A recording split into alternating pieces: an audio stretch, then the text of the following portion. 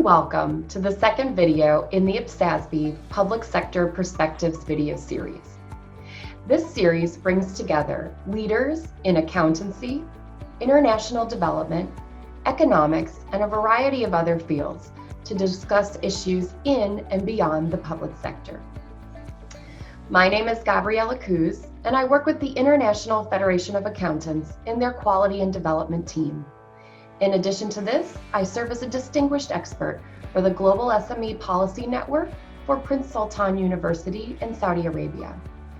I also sit on the board of directors of the Global Digital Asset and Cryptocurrency Association.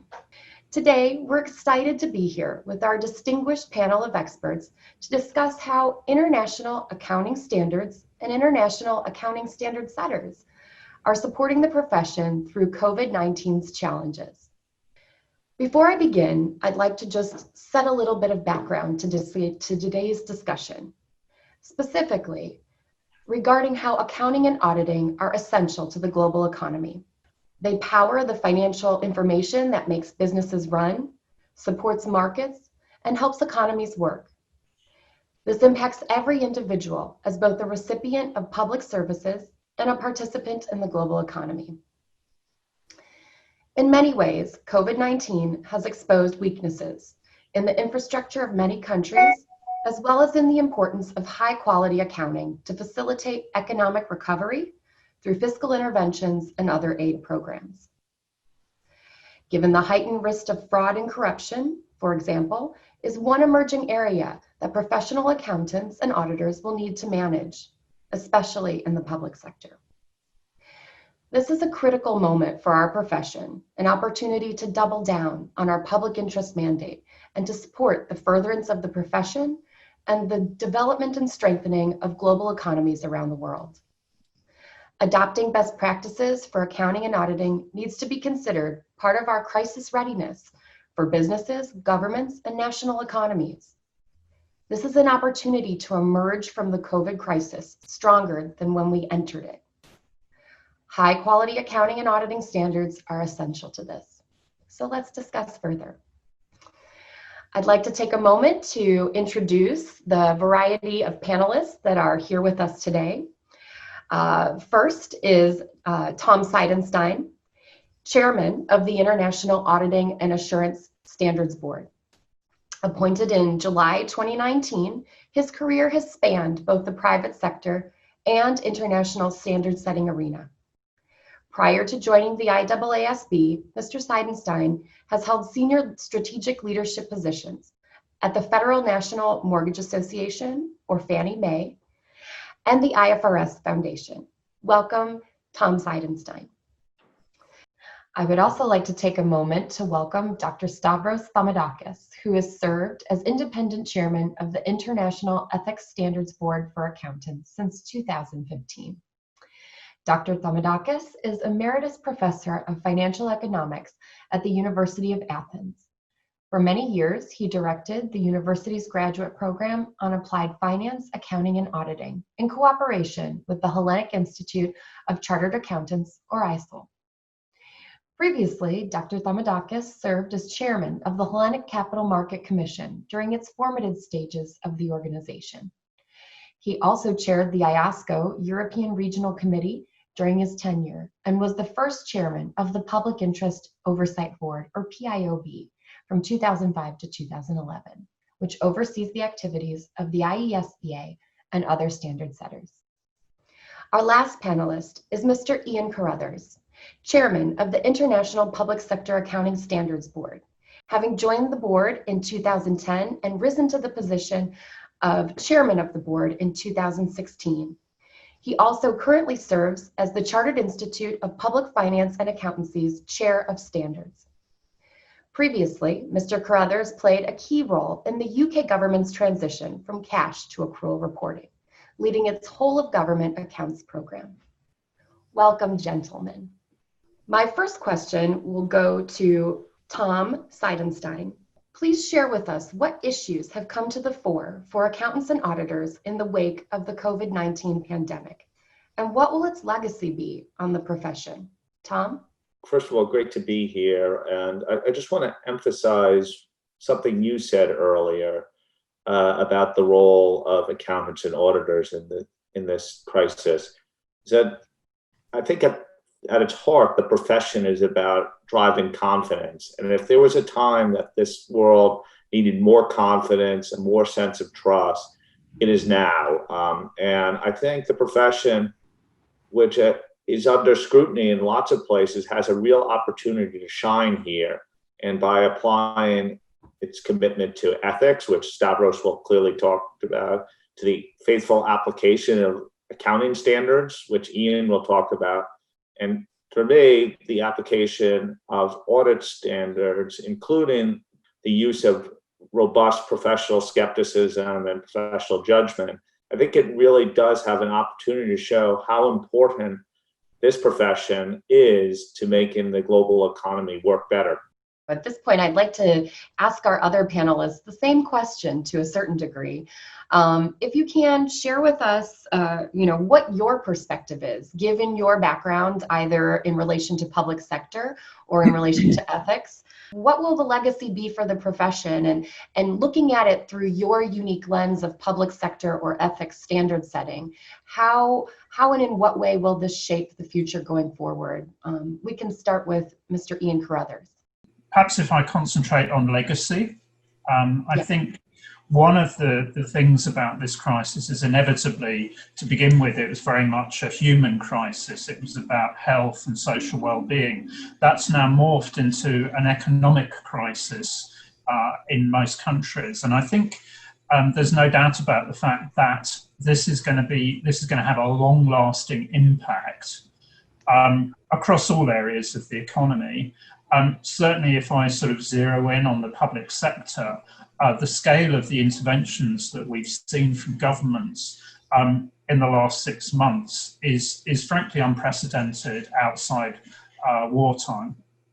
Really is huge, and the extent to which that's been funded through borrowing is going to constrain the choices that governments have going forward, I think, for many years. It's certainly exposed weaknesses in systems of accountability and internal controls. I think it's beginning to become apparent that you've got a range of interventions which were understandably entered into tremendously rapidly. That's payments to individuals, payments to companies, payments to different levels of government, support programs, guarantees, extensions of payment of tax, and so on. All of those need to be accounted for. All of those, there's risks of fraud. All of those, there's judgment. So, really, this is where you need professional standards. And I think it's also where you need international standards. Really, those give credibility and comparability. Certainly, as a professional working in government, it can be difficult, where you're called upon to make judgments at speed and under conditions of pressure.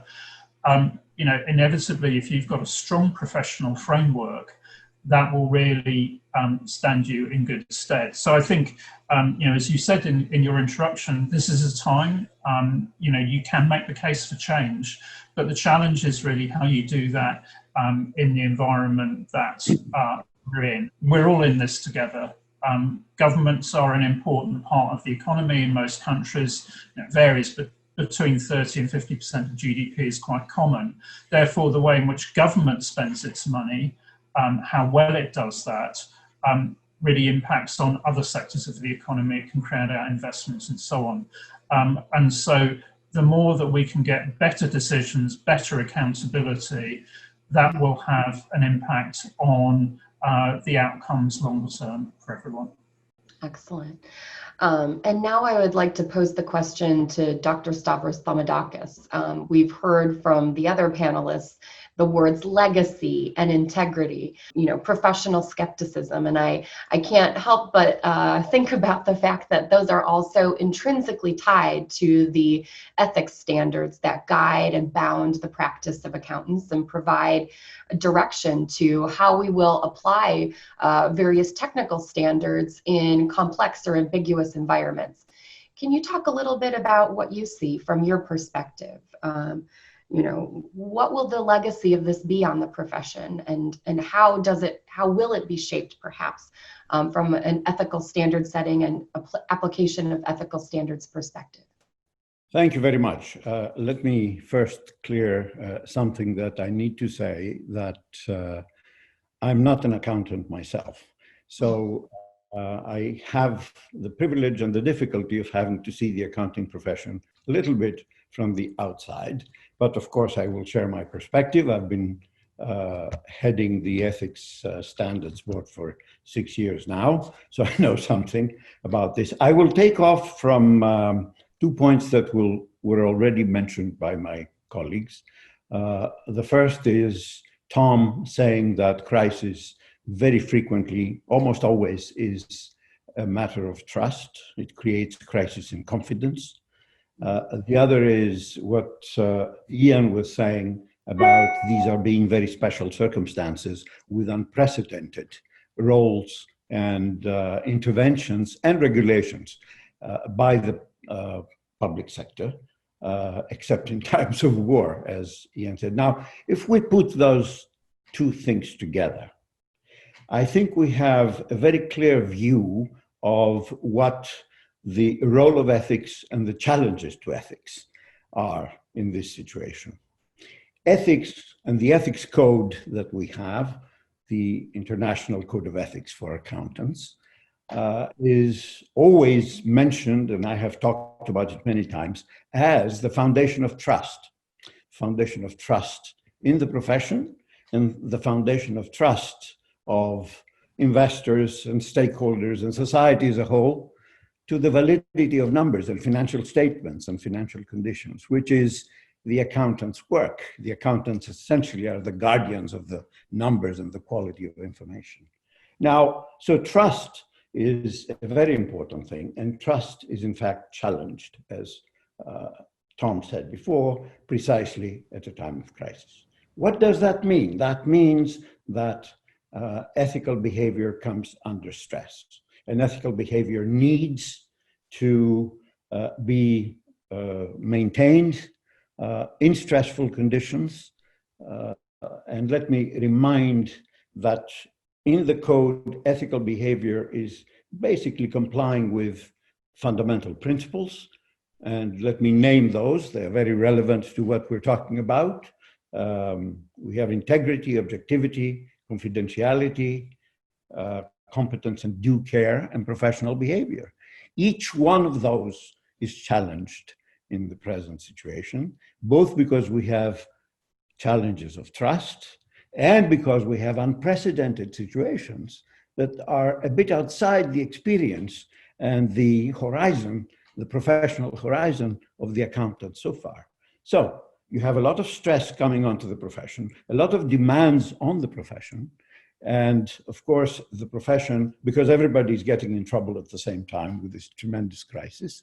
So the response of the profession must be clearly one that carefully tries to remain within the confines of these fundamental principles and compliance with the fundamental. Otherwise, it will be impossible to reestablish trust, and we need to reestablish trust in order to engineer a recovery from this. Because the recovery is the main thing that many of us should be thinking about at this point. How you collect the pieces from where we are, and how policies, especially of the public sector, but also the practice of professions as the accounting profession, are going to help to focus on the successful and rapid recovery. Let me say one more thing.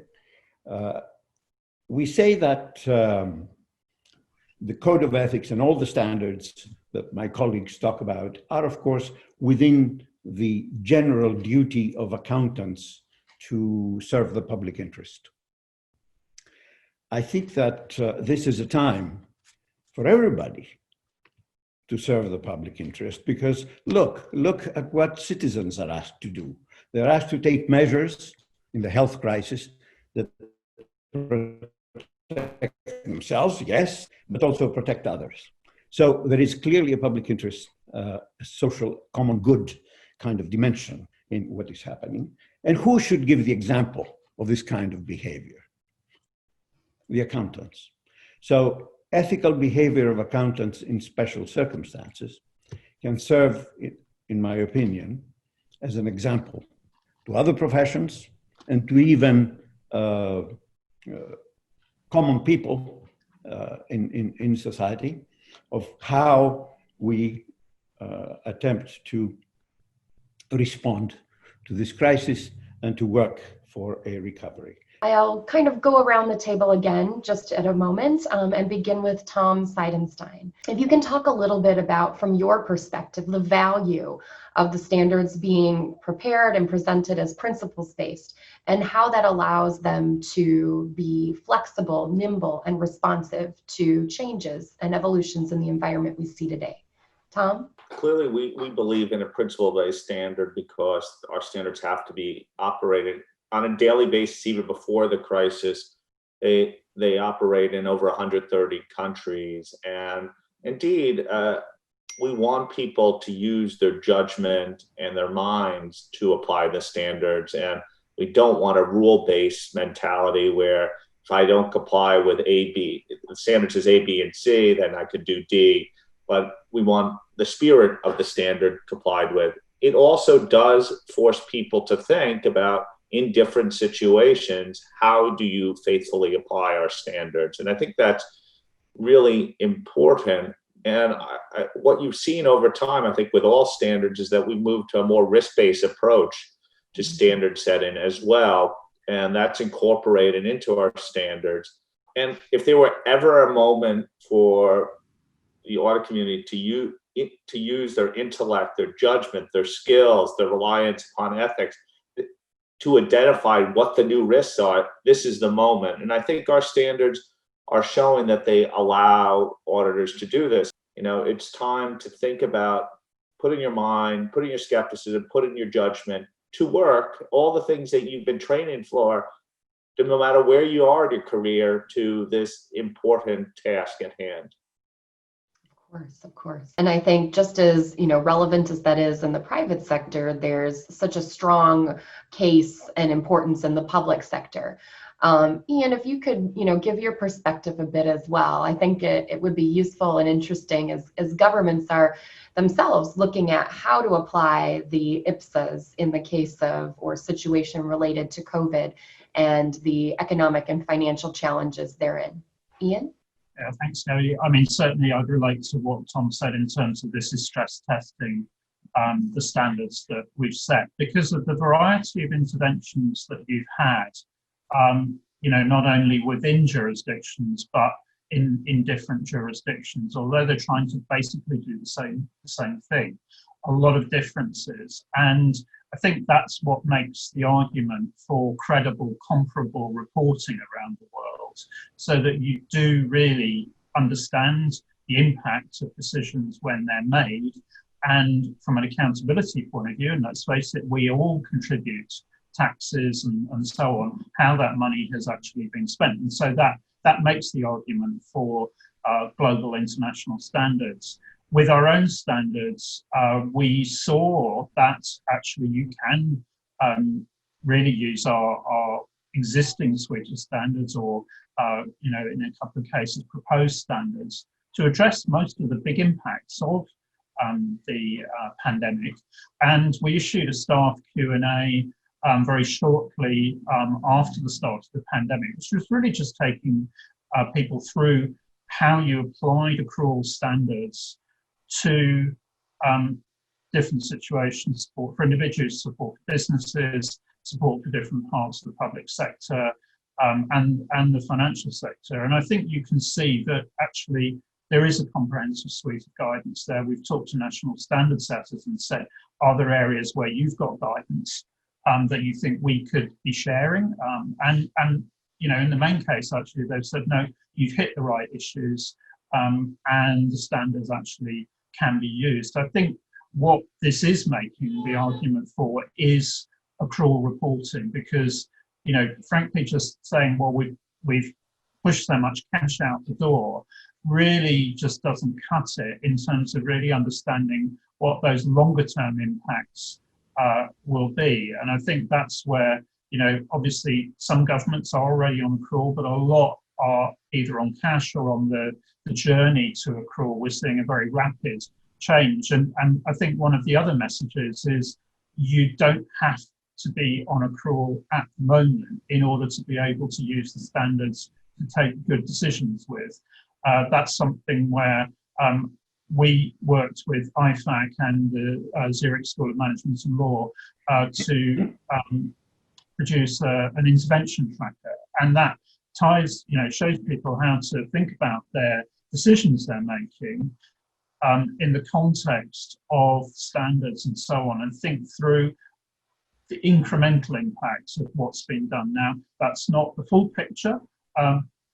You know, you need full accrual for that, but it does show you that you can actually start doing that now. And that tool has been translated into a number of different languages. World Bank are actually piloting it in a number of different countries. So I think that's really made the case for use the international standards to analyse the impact of what's going on now. Don't wait, do that now. Excellent. Thank you so much. We've covered a lot of ground, but I'll give just a moment for equality of time and perspective to our colleague, Dr. Thomadakis. Stavros? We think, of course, and we believe that especially ethics should be principles-based standards and not rules-based standards. Principles-based because ethical standards should really be long-term constructs. They should reflect basic values. That's what the fundamental principles are supposed to do. And they are standards that require judgment, the judgment of the person who's applying them in order to make sure that there is compliance. Otherwise, with rules, you get very frequently a compliance mentality that simply is a checklist and does not reflect any judgment at all. So that's one thing generally about applicability. The other thing is that I was just reflecting as I was hearing my colleagues that if in this particular crisis we happen to have rules-based standards instead of principles-based standards, probably we would throw all of them out of the window and start working afresh to create new rules because these are special circumstances. So, so principles-based is indeed you know, a very important part of what we do. The other thing I would like to mention here is that, of course, my two colleagues, Tom with the audit standards, Ian with the accounting standards for the public sector, are a bit more sectoral than we are because ethics is supposed to cover everybody, accountants in the public sector and the private sector, preparers of financial statements, as well as auditors in various roles. So ethics standards are uniform for the entire profession, irrespective of the role, but clearly, depending on the role, there are important additional requirements or additional duties that arise. And these are all very important, especially now, as I said before. So principles based on one hand, judgment on the other hand, and how shall I call it, resilience in this stress testing that our standards are going through, as both my colleagues have said. The profession has to prove that it is resilient to this stress test and that they can pass it successfully. Of course, thank you. I'm going to just go tour the top around the table and start with Tom. If you can share a bit about what you see as the value and the importance of participation in the standard setting process in order to provide and develop globally relatable and applicable standards. Tom? The first thing I'd say, you shouldn't be intimidated by me ever. I'm not a very scary person. But clearly, the standards only get their legitimacy and their quality from the input that we get from stakeholders. And so we depend upon the input of stakeholders from a huge diversity of perspective, from the profession, but also from outside the profession, for those who depend upon the work of the profession. So that's my starting point. I've had sort of this mantra at our board, though, is, yeah, we have a formal due process that has comment letters and discussion papers that require comment letters and exposure drafts, but we are trying to make it easier for those who don't necessarily naturally participate in our process to participate. And it's sort of what I call it is meeting people where they want to be met. And so, yes, writing a 16-page comment letter that's highly technical may be intimidating. But one of the things we're trying to do now more and more are use roundtables, surveys, reference groups to get the nuggets and the strategic perspective that maybe non-technicians aren't inclined to do, or people just don't have time to do or the resources to do. So we're really focused on trying to offer alternative platforms for comment and input. But I would say, please don't be intimidated. You know, every comment matters from our standpoint. So, and I have to thank the IFAC community for promoting our comment periods as well. So thank you for that. And I can imagine, Ian, that you share a similar view. And in particular, some of the challenges, especially as may relate to public sector accounting, can be perhaps most critical for those government accountants and auditors in emerging and developing economies. Can you talk a little bit about if there are any specific actions or efforts that may differ or perhaps are similar to those that are mentioned by Tom in order to encourage and engender participation in the standard setting process? Yes, certainly. I mean, we're seeing very rapid expansion in the use of our standards in Latin America, in Africa, and in Asia. And one of the developments from the last few years has been the fact that we've had regular roundtable events in each of those continents. And I think that's given us very valuable insights into the challenges that professionals are facing, and how our standards are working and what they need in terms of our work program going forward. The first time we did that was for our current strategy and work program, and we got some very good input. We also, last time we did this process, autumn last year, actually gave them some current problems that the board was working on and said, okay, as professionals, how would you actually tackle those issues? So that was a very valuable example of how we get feedback, and absolutely everything that Tom said, you really do get that from these roundtable events.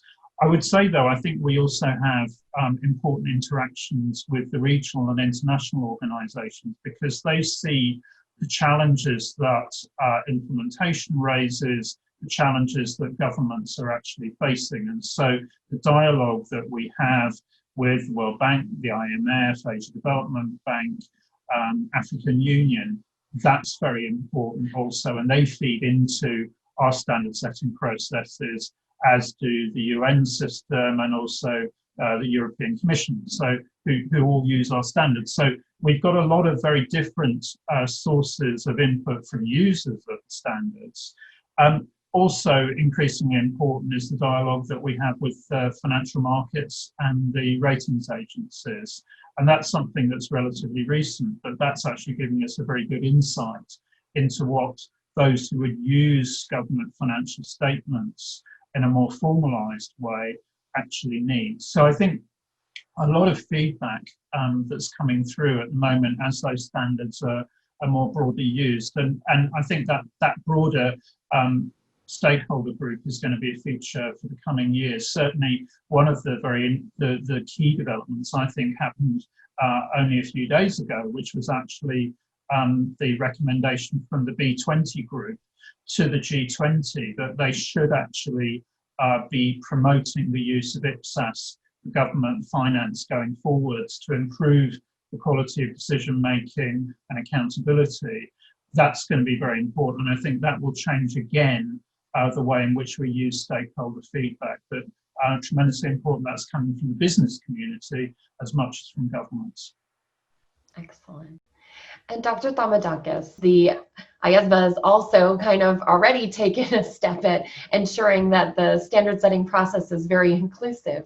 But could you speak a little bit to this subject?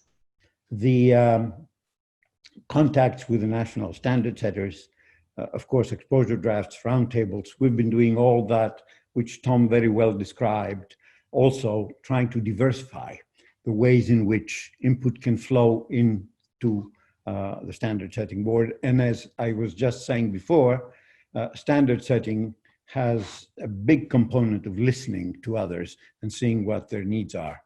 So that's one channel, or at least a diversity of channels that has to do with direct input into our work.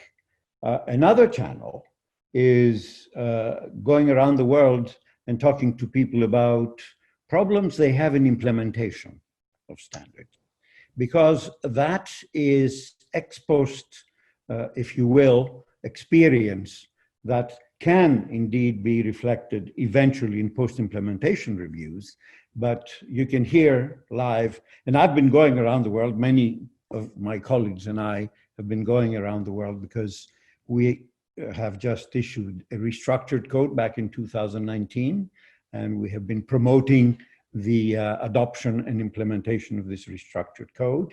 And we have been traveling around, and this is going very well. We have momentum, and we've been talking to people about issues of implementation, and we learn a lot precisely on what problems they face in implementing and how they should do the adaptation or some particular elements of theirs and adjust it to the standards we issue so that they can become more applicable in their own environments. Now, we have issued, again since 2019, a digital tool that's called the E-Code. This is the ethics code in electronic form. And it's not just a digital form of the code. Essentially, it's a functionality, it's a facility. It's a computer application, if you will, that people can put on their phones. And that has the ability to do search, cut and paste, copy, tabulate, navigation in the code and so forth.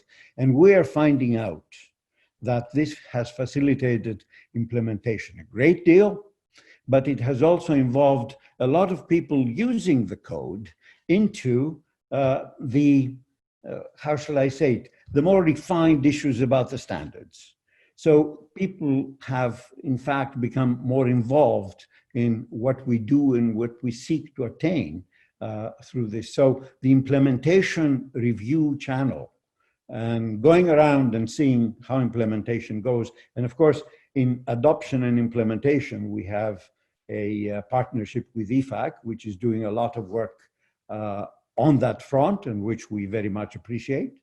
But I find that this is, if you will, a somewhat more indirect channel of getting input about our standards. Of course, of course.